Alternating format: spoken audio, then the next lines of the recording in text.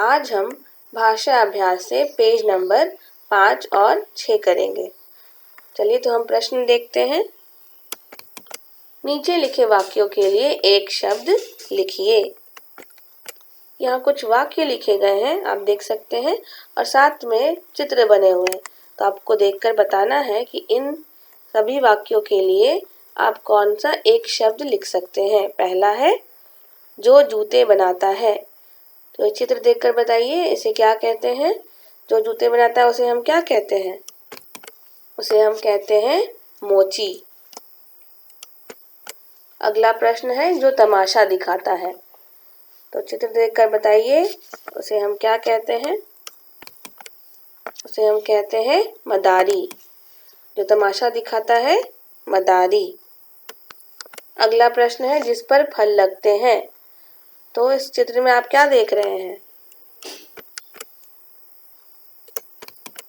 तो उसे हम कहते हैं पेड़।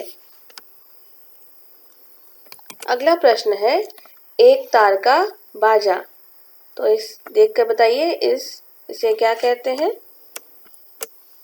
इसे हम कहते हैं एक तारा। अगला प्रश्न है जो कपड़े धोता है। जो कपड़े धोता है उसे हम क्या कहते हैं? उसे हम धोबी कहते हैं। अगला प्रश्न है वन का राजा। तो आप देख कर बता सकते हैं कि इसे क्या कहते हैं हम? इसे कहते हैं शेर। अब अगला प्रश्न है दिए गए शब्दों को उनके अर्थ से मिलाइए। दो तरफ कुछ शब्द लिखे गए हैं, आपको उनके शब्दों को उनके अर्थ से मिलाना है।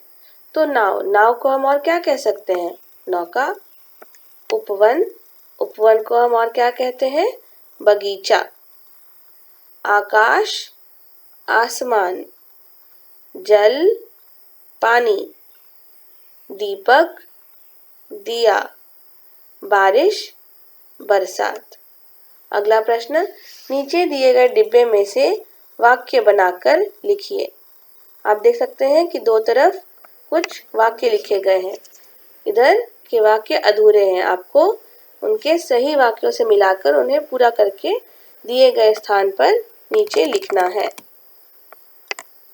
शैतान लड़के की खूब पिटाई हुई।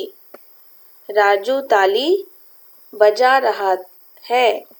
कछुआ धीरे धीरे चलता रहा। मोटा जोकर घोड़े पर आया। आज मौसम गर्म है।